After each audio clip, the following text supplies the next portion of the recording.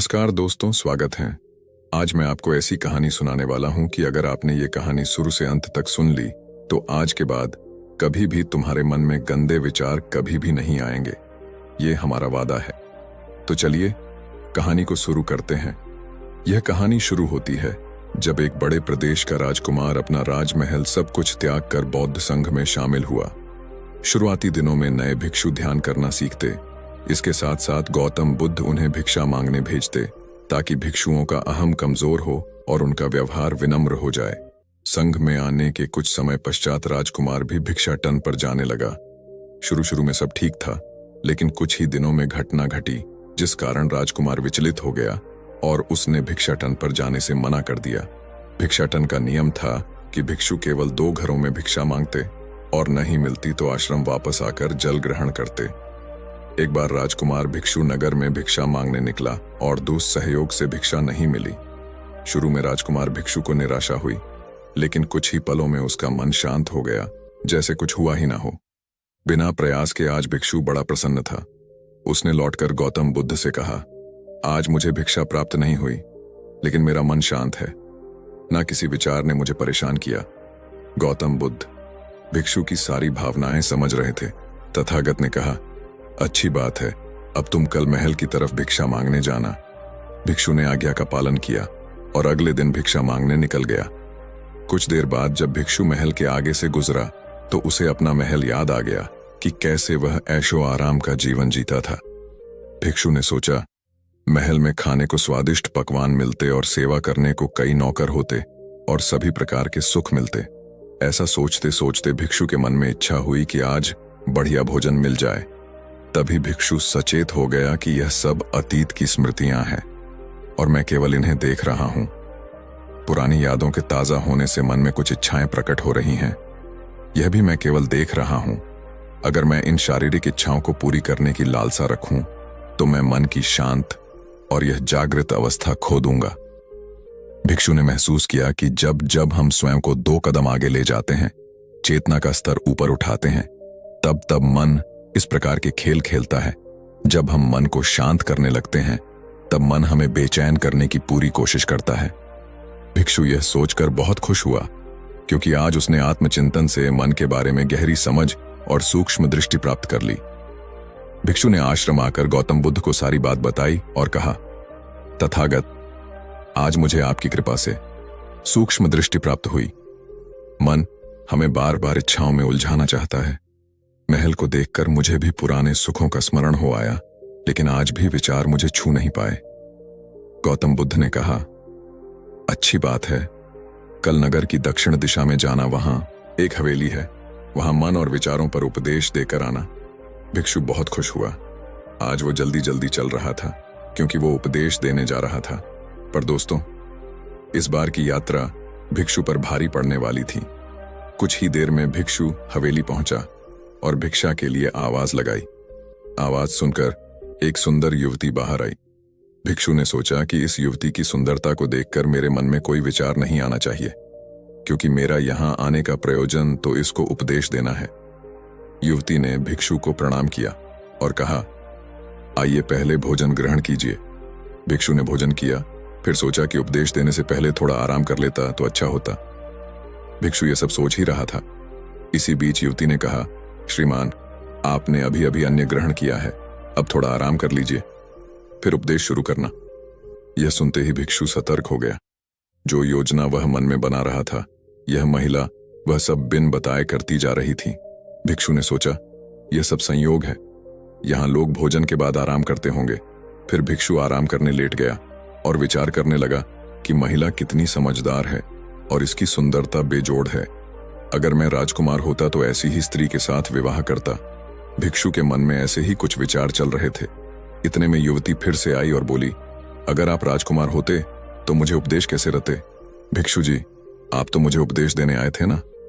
युवती का इतना कहते ही भिक्षु को स्पष्ट हो गया कि युवती तो मन पढ़ सकती है। भिक्षु घबरा गया और हाथ जोड़कर पूछा, क्या आप मेरा मन पढ़ सकती हैं? युवती ने कहा, क्षमा कीजिए, ध्यान करते करते मेरा मन शांत हो गया है, इसलिए बड़ी आसानी से मुझे दूसरों के विचार अपने आप महसूस हो जाते हैं, उनकी भावनाएं समझ आ जाती हैं। जब भिक्षु ने सुना तो उसके पैरों तले जमीन सरक गई। फिर बिना कुछ बोले भिक्षु तत्काल आश्रम की ओर चल पड़ा। रास्ते में चलते हुए भिक्षु का दिमाग फटा जा रहा था। उसकी बेचैनी बढ़ गई थी। भिक्षु खुद को कोसने लगा कि मेरे मन में युवती के लिए ऐसे विचार क्यों आ रहे थे। उसने मेरे बारे में क्या सोचा होगा। अगर यह बात लोगों को पता चलेगी तो लोग भिक्षुओं और संघ के बारे में क्या सोचेंगे। आज भिक्षु बहुत लज्जत महसूस कर रहा था और वह थोड़ी ही देर में आश्रम पहुंच गया। जब भिक्षु गौतम बुद्ध के सामने पहुंचा तो तथागत ने देखा कि उसके चेहरे की रौनक जा चुकी है। दोनों कंधे झुके हुए थे। भिक्षु ने बुद्ध से कहा, अब मैं कभी भिक्षा के लिए नहीं जाऊंगा। तथागत ने कहा, पहले आराम से बैठो, फिर मुझे बताओ कि तुम्हारी चाल में इतनी थकान क्यों है। आज तुम्हारे चेहरे पर तेज की जगह ग्लानि की भावना क्यों है। भिक्षु ने सारी बात बताई और कहा, मैं सब कुछ जानते हुए भी महिला की सुंदरता के बारे में और अन्य चीजों के बारे में सोच रहा था। मैं मन से पूरी तरह हार गया। अब मैं कभी उस दिशा में नहीं जा पाऊंगा। मैंने बौद्ध संघ का भारी अपमान किया है। गौतम बुद्ध ने कहा, सबसे पहली बात, परेशानी को बढ़ा चढ़ाकर मत सोचो। अगर कुछ बुरा हो जाए तो एकदम से यह मत सोचो कि सब खत्म हो गया। बिना सोचे निष्कर्ष पर मत जाओ। दूसरी बात, ध्यान दो कि कहीं तुम नकारात्मक विचारों के साथ अतिशयोक्ति करने वाले शब्दों का प्रयोग तो नहीं कर रहे। जैसे मैं हमेशा हारता हूं। जीवन में कुछ नहीं बचा।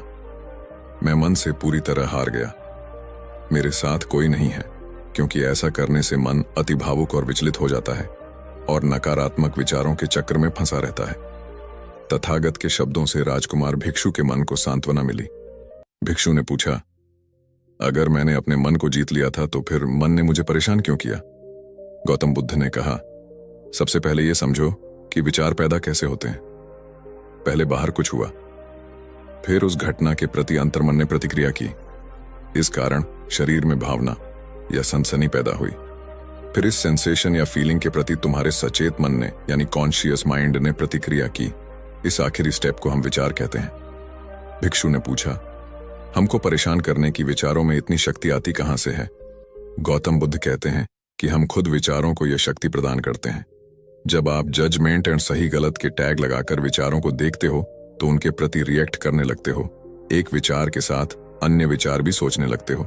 जब तक आप खुद को जज करोगे तब तक मन आपको नीचा दिखाकर हावी होता रहेगा। भिक्षु ने पूछा, फिर मन शांत कैसे होगा। गौतम बुद्ध ने कहा, अगर विचार है तो शरीर में भावना भी महसूस हो रही है, क्योंकि हर विचार भावना के साथ प्रकट होता है। अगर आप अश्लील विचार महसूस कर रहे हो तो इसका मतलब है कि शरीर में एक भावना यानी सेंसेशंस भी महसूस हो रहे हैं और फिर आप उसके बारे में सोच रहे हो या रिएक्ट कर रहे हो। और इसी बात में मन को शांत करने का तरीका छपा है। हर विचार को देखना कठिन है क्योंकि विचारों का वेग तेज है, लेकिन शरीर में महसूस हो रही भावना यानी सेंसेशंस को देखना आसान है क्योंकि यह देर तक बनी रहती है। अगर इन्हें बिना जजमेंट के सही गलत का मतलब लगाए सिर्फ देखा जाए तो यह गायब भी हो जाती है। तब मन के पीछे जो शांति है वो प्रकट होती है और उस शांति में एहसास होता है कि मन हमारा कुछ नहीं बिगाड़ सकता। हमारा अंतर्मन कैसे ठीक होता है नॉन जजमेंट से। अगर हम किसी भी इंसान या घटना या फिर अपने मन को बिना जजमेंट के देखते हैं तो मन के साथ साथ अंतर्मन अपने आप स्वस्थ और शांत होने लगता है। अगर तुमने मात्र यह देखा होता कि इस औरत के प्रति विचार केवल मेरे अंतर्मन के रिएक्शन के कारण है और यह मैं केवल देख रहा हूं, मन में बहुत कुछ चल रहा है, लेकिन मैं सांस के प्रति सचेत हूं, मैं शरीर में होने वाली प्रतिक्रिया को देख रहा हूं, तब भी तुम सचेत होकर दृष्टा भाव में लौट आते। मन के पीछे जो शांति है वह हमारी सबसे बड़ी ताकत है। हम बड़ी आसानी से विचारों को शांत कर सकते हैं और एक दिन यह जान सकते हैं कि किसी भी प्रकार का विचार चिंता असल में इस शांति को पार नहीं कर सकता। हम हमेशा विचारों से अछूते हैं। गौतम बुद्ध कहते हैं, तुम याद रखो, विचार तुमसे हैं, तुम विचारों से नहीं। तुम हमेशा ही अपने विचारों से शक्तिशाली हो, अपने डरों और चिंताओं से शक्तिशाली हो। अब तुम अगले 7 दिन युवती के घर भिक्षा मांगने जाओगे और ध्यान रखना, अपने विचारों को जज मत करना। अच्छे बुरे विचार केवल तुम्हारा द्वार खटखटाते हैं। तुम केवल इतना याद रखना कि तुम वह शांति हो जिसमें सब प्रकट हो रहा है। अगले दिन भिक्षु पूरे मार्ग जागृत होकर चला। महिला के घर जाने से पहले थोड़ी घबराहट हुई, लेकिन भिक्षु दृष्टा भाव में बना रहा। विचारों को, शरीर में उठ रही भावनाओं को, डरों को, गिल्ट को, सबको बस देखता रहा। जब वापस लौटा तो वह पूरी तरह शांत था। आज उसने मेरे मन को जीत लिया है। यह अहंकार भी नहीं था। आज उसने सही मायनों में मन को पार कर लिया था। धन्यवाद मित्रों।